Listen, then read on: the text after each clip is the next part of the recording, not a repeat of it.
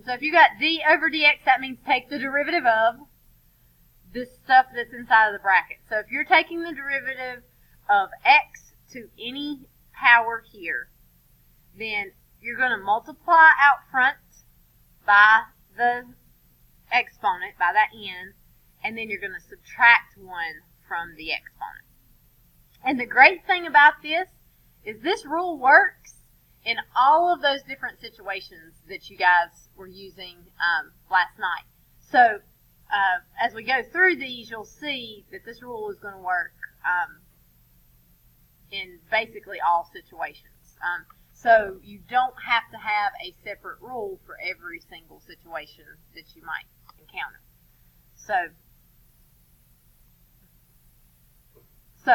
if I have number 1 is f of x equals x to the third, and number 2 is f of x equals 4x to the fifth.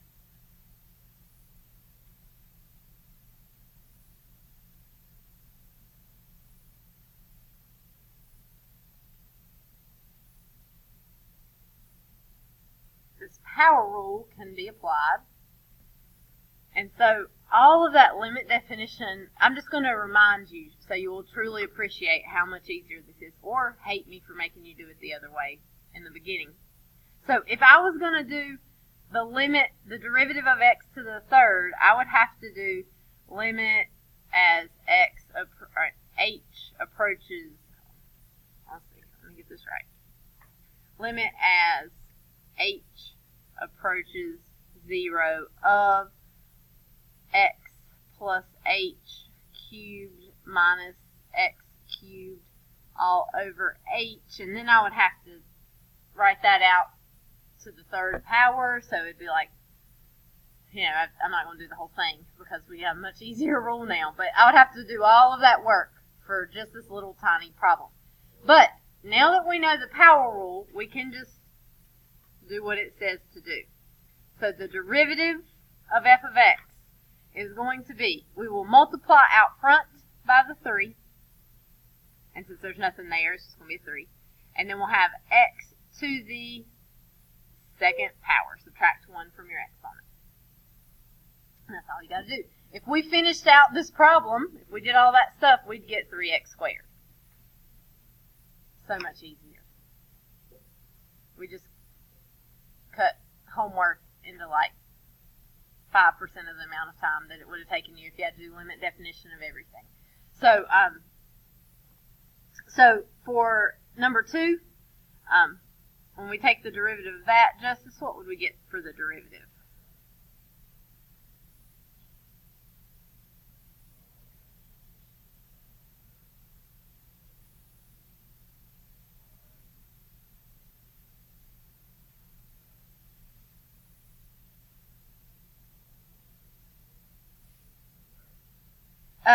Four is going to stay there. You got to multiply it by that 4. So you'll actually just get a 20, and then x to the fourth power. Subtract 1 from your exponent. Okay, so multiply your exponent out front. Subtract 1 from your exponent. So I should have used that one as an example. That one would really be terrible. You'd have to raise x plus h to the fifth power and multiply it by 4 to do the problem. So much easier just to use the power rule for that. We do have some properties of the derivatives that we need to know. So you have the constant rule, and a lot of you, or at least some of you, whenever we did our airplanes, some of you gave the constant rule. If you take the derivative of a constant, the derivative is 0. So if c is any number, the derivative of 7 is 0. The derivative of 52 is 0. The derivative of negative 25 is 0. And this you do kind of need a separate rule for, because the power rule doesn't really work for this particular situation.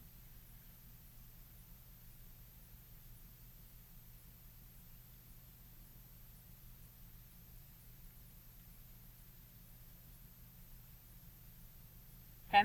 Some other properties of derivatives.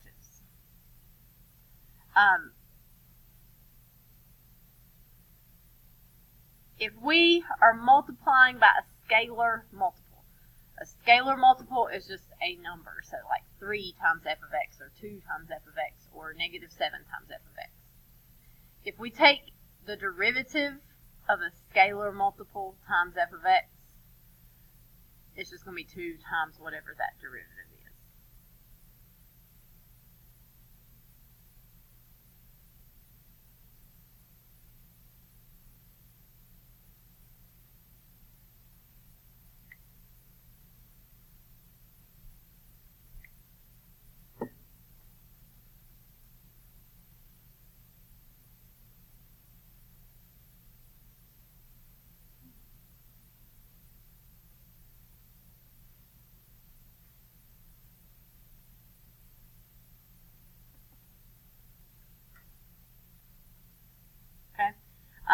Some other properties. Your sum and difference. If you have the derivative of f of x plus the derivative of g of x, then you can just take the derivative of those separately. So f prime of x plus g prime of x. Basically, it tells you anything separated by a plus or minus sign, you're just going to take its derivative separately. Yeah, this is actually the sum rule. I guess I should put like a plus or minus right here so that it actually is the sum and difference rule.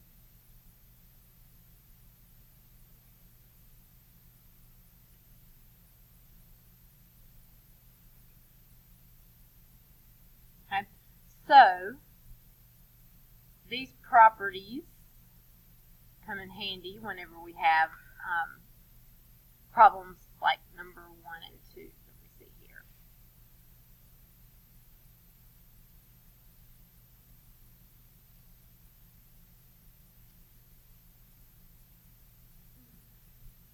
So for these are pretty straightforward. I'm just going to go through them pretty quickly. It's okay if you don't get them written down here. So the sum and difference rule tells us that we can just separate everything out separately. Which you guys were already doing last night, I think, whenever you did these problems. So whenever we take the derivative of this, f prime of x, then we do 4 times 3, which is 12, and then x to the third power, minus 2 times 6, which is 12, and then x to the first power. And if you watch on this, you're still doing the same thing here. 3 times 1 is 3. Then you got x to the 0 power, but x to the 0 power is just 1, so it goes away. And then we know that the derivative of a constant, which is that negative 1, is just 0, so we're not going to write it. Okay, questions on that? Okay, so for the next one, Allie, what would the derivative of g of x be for this next one?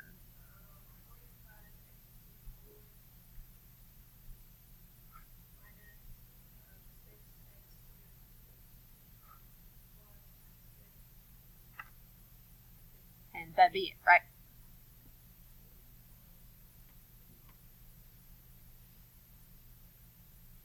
Okay, questions? It's just a pattern. Now, 3 and 4 you might want to write down. They're a little bit different.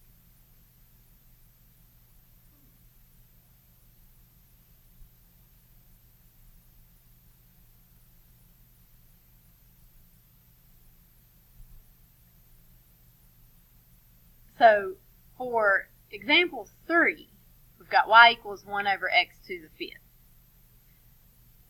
And since that x is in the denominator, I really can't do the power rule like I was doing earlier, because we did have up here, we did have a sum and difference rule.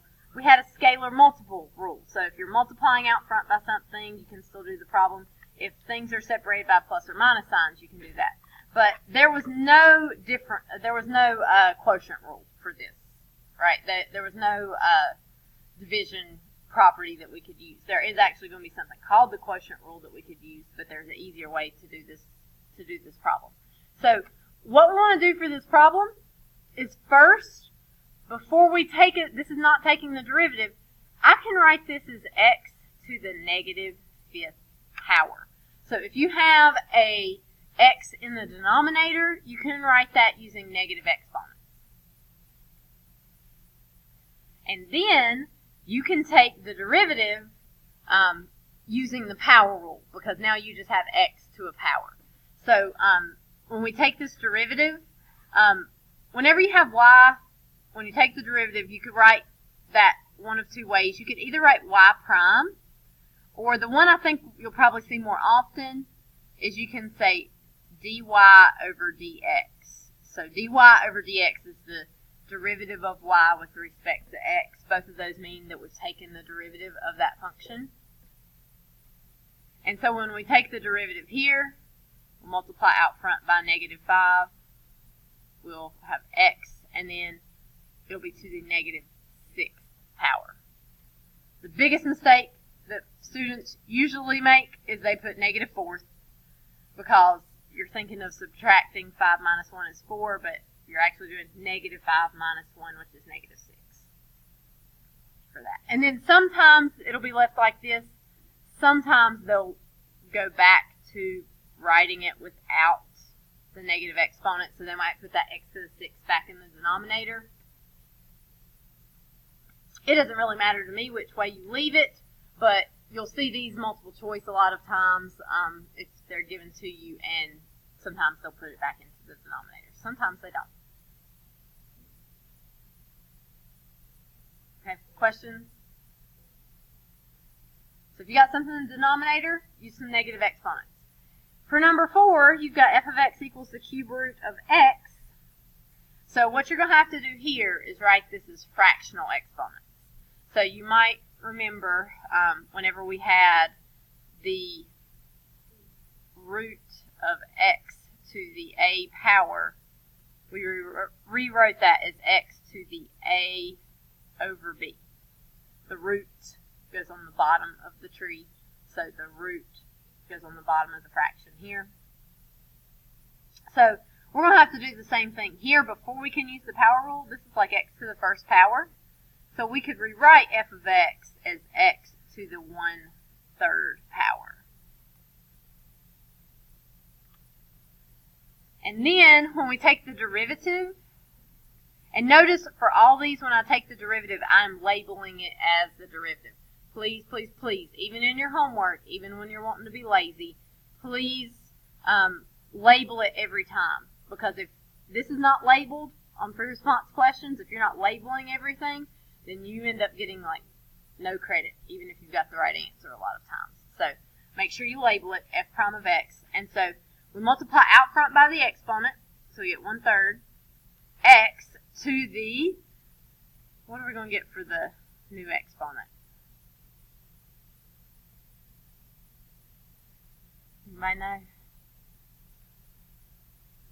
Rule's still the same, so we multiply out front, and then we subtract 1 from our exponent.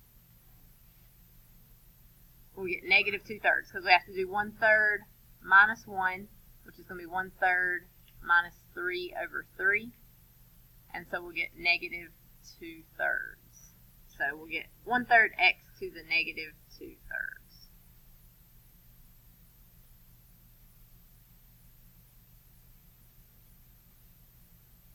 And you might see this go back to make it 1/3x to the 2/3. And then you might even see them change it to 1/3 times the cube root of x squared. Yeah. They could do any of those things. Or they might not. AP is very unpredictable in how they will leave answer choices. In fact, sometimes within one problem, the answer choices, like 2 of them might have negative exponents and 2 of them might not. They, of course, wouldn't give you all 3 of these as answer choices because they're all correct. But, no. All right. Wait, come back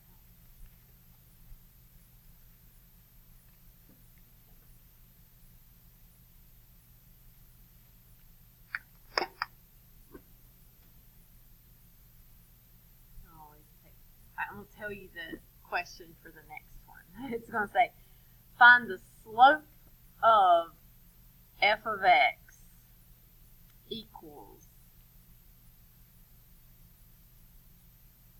3x to the third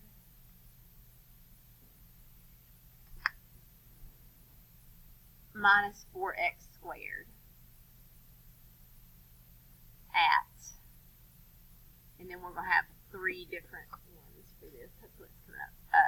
We'll have x equals 1, x equals 0, and x equals negative 2. Is it coming back on? Hit too many buttons and I don't know what it's doing now. I think it's going back on maybe. Okay, there we go. So for this, we've got to find the slope of the graph of f of x equals 3x to the third minus 4x squared at these three different points. So whereas in the old days, meaning yesterday, we would have had to use the limit definition, right? So we'd have to do f of x minus f of a over x minus a. Or maybe we would do x plus the x plus delta x definition, but it would have taken a long time. So now that we know how to find the derivative using the power rule, what we would do for this is we would just find the derivative. So Lily, when I take the derivative of 3x to the third minus 4x squared, what will I get?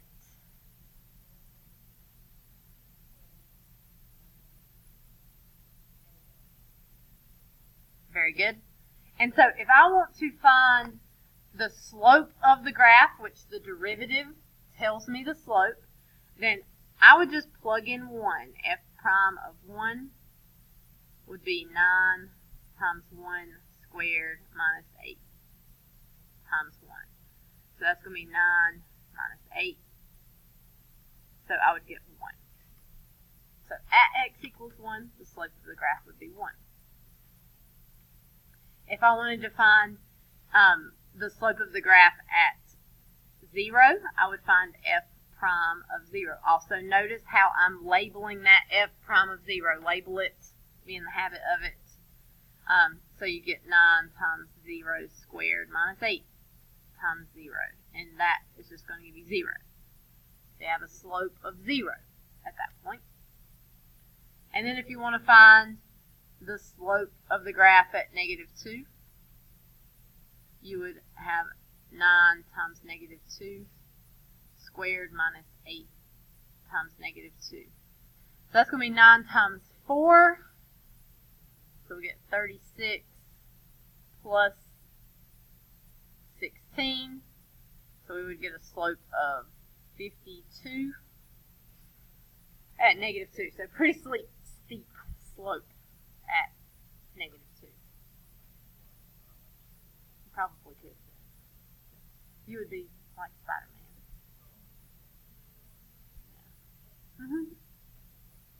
Yeah. Okay, questions?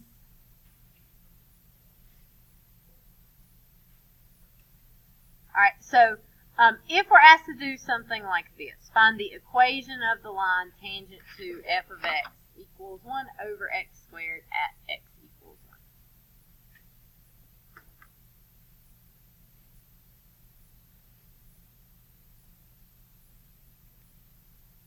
1. This makes tangent line problems also so much easier. Because for a tangent line problem, when you say that line tangent, you need a slope and a point.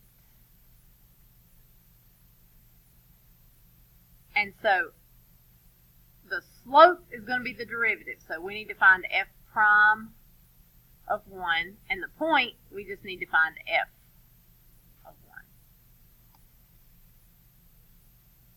So let's start with the point first, since we've already got that equation. If you need to find a point on the graph at x equals 1, you're just going to plug in 1. So you'll get 1 over 1 squared, and that will just give you 1. So our point on the graph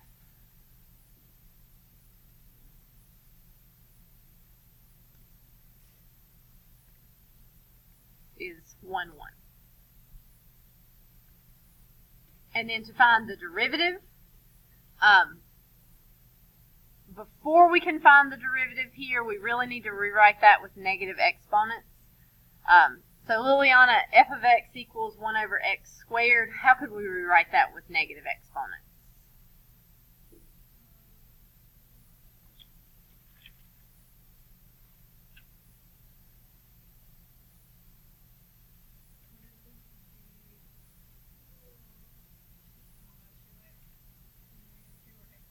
It's just going to be x to the negative 2. Because we don't, it would move up to the top. It goes up to the top. Technically, you could write it 1x to the negative 2 if you wanted to, but you don't need the 1 out there as a coefficient. We've got x to the negative 2. So if we took the derivative of that, then we would have negative 2x to the negative 3.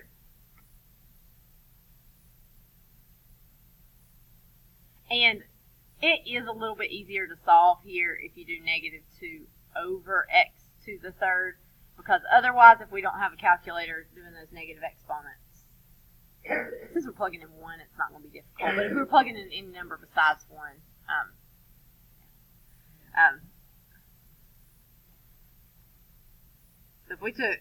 so if we find f prime of 1, we'll just plug 1 into that derivative. So negative 2 over 1 to the third, we're just going to get negative 2. That is our slope.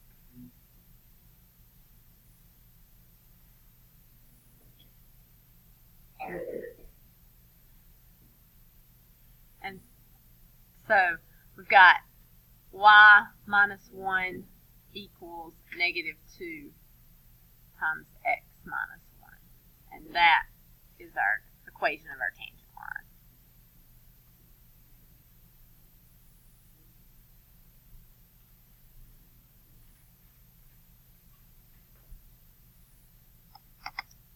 Questions?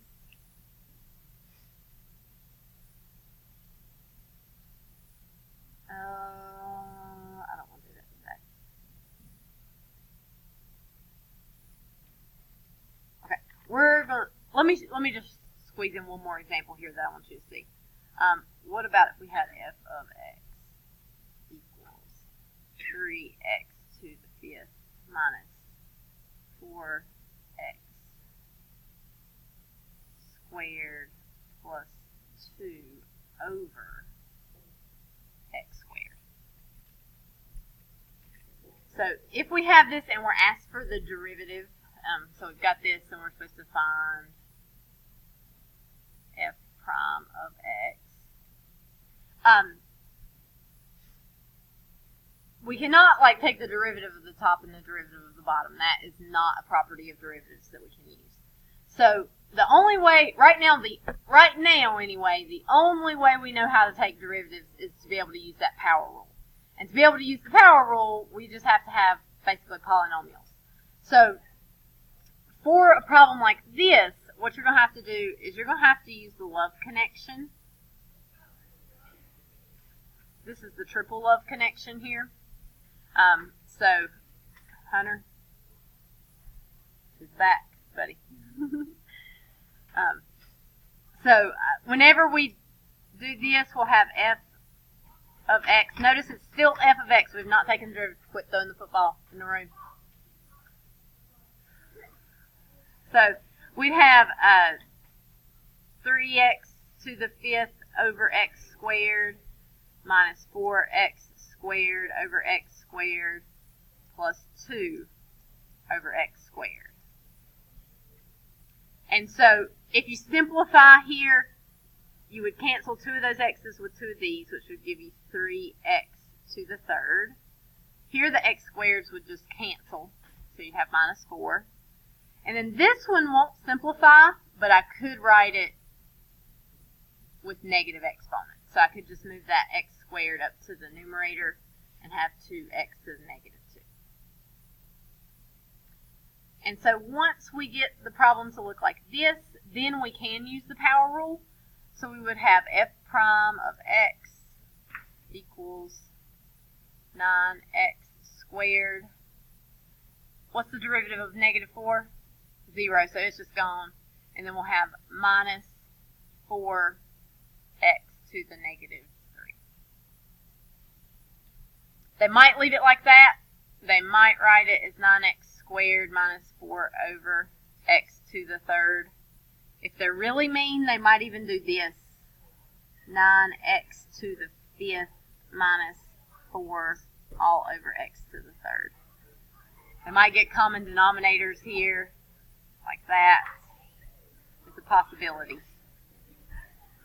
It just depends on how they decide to leave answer choices there. So your homework.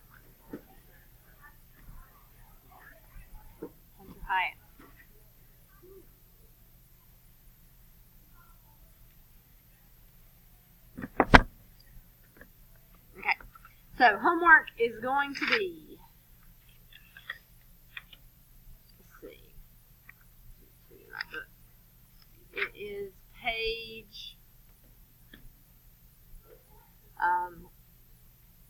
143, and I want you guys to do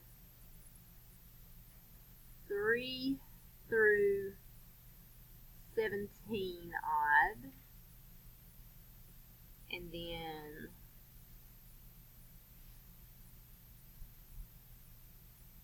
25 through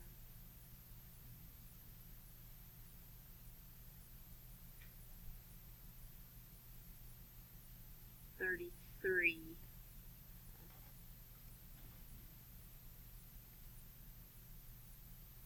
odd, and then 39 through 45 odd. I know it's a lot more homework than I've been giving you, but it still should hopefully take less time than the shorter assignments were, because these should be pretty quick.